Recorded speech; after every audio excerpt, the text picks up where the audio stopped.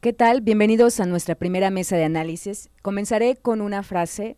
Para ser periodista hace falta una base cultural importante, mucha práctica y mucha ética.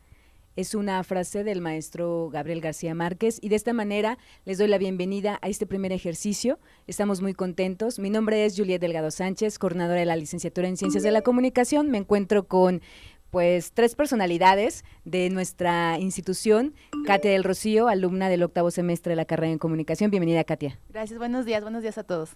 También el maestro Alejandro Rubín de Celis, él es maestro de materias como legislación de los medios, crítica y ética de la comunicación, sociología de la comunicación. Bienvenido, maestro. Muchas gracias, encantado de estar aquí compartiendo en la universidad. Y también nos acompaña, no podría faltar, el maestro Leonardo Cano. Él es el docente que imparte las asignaturas de lo que son las materias de periodismo 1 y 2. Y el día de hoy nos encontramos aquí para platicar sobre un tema que es importante para todos aquellos que estamos inmersos en la comunicación, en la información y en el periodismo, que es precisamente el periodismo digital frente al periodismo tradicional. Y bueno, pues lo primero que podríamos mencionar y que hoy nos van a compartir la gente que nos acompaña en esta mesa es cuáles serían las características del periodismo digital y el periodismo tradicional. Bueno, si me permiten a mí comenzar, yo veo un ejemplo claro, entre una diferencia entre estas dos. La del periodismo tradicional es unidireccional, solamente va del medio hacia la sociedad, hacia el público, no hay como una retroalimentación, y obviamente en el periodismo digital hay una retroalimentación, puede haber siempre opinión del público, y creo que esa es para mí principalmente es una de las características que definen a uno y a otro. En su esencia el periodismo no cambia, ya sea digital o sea tradicional, porque el periodismo siempre va a tener un objetivo, ¿no?, de informar a nuestra sociedad.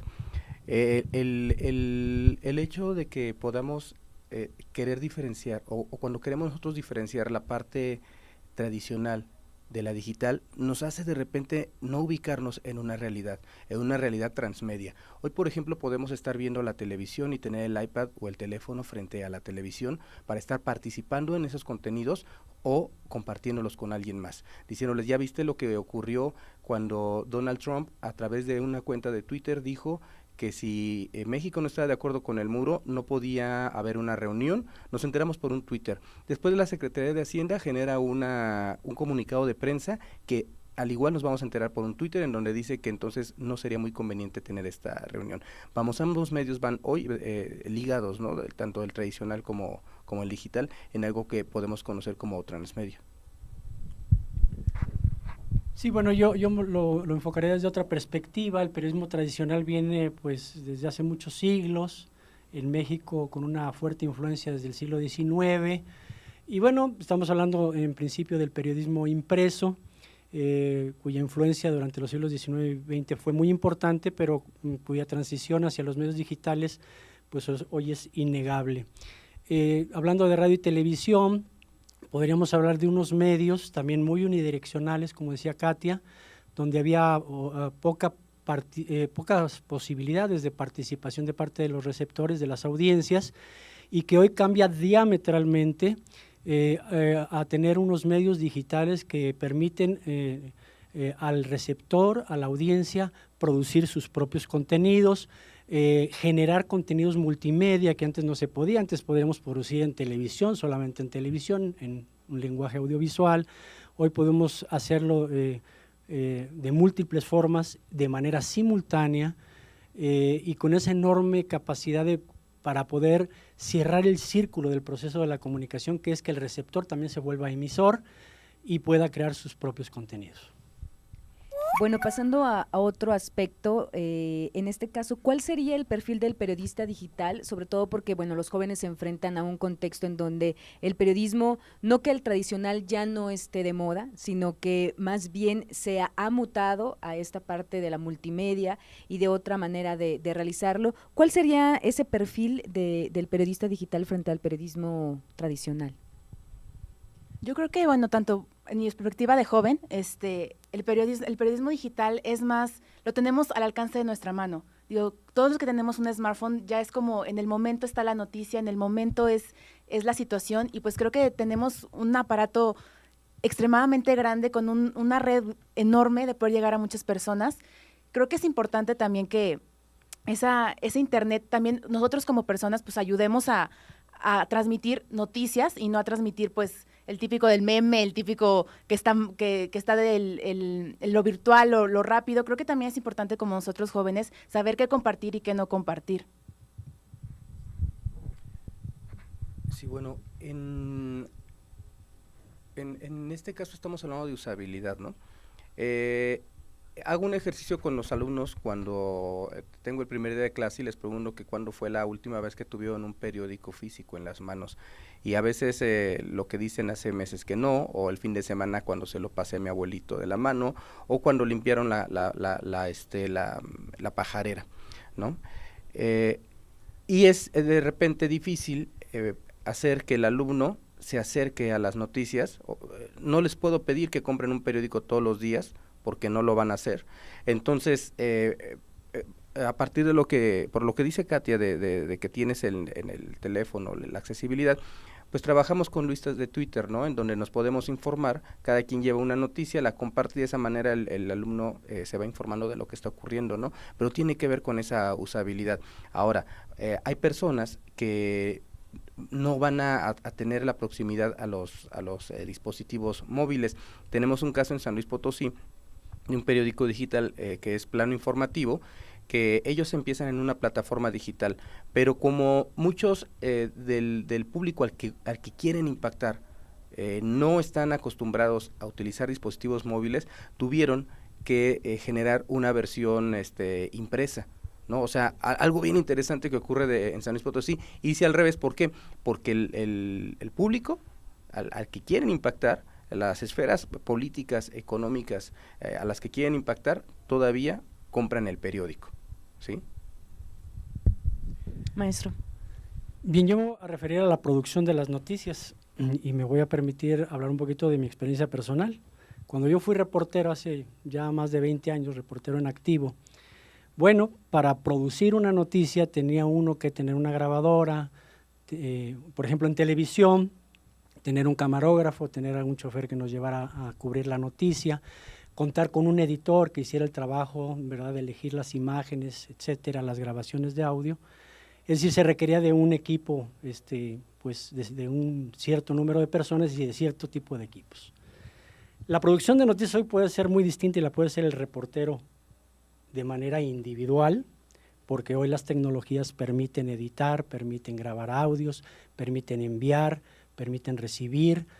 Entonces estamos hablando de una revolución extraordinaria en el sentido de que el perfil del comunicador de hoy, frente al que a mí me tocó, es que tiene que tener una serie de habilidades y de capacidades para poder producir y generar sus informaciones desde su dispositivo móvil para que se estén transmitiendo prácticamente de manera inmediata.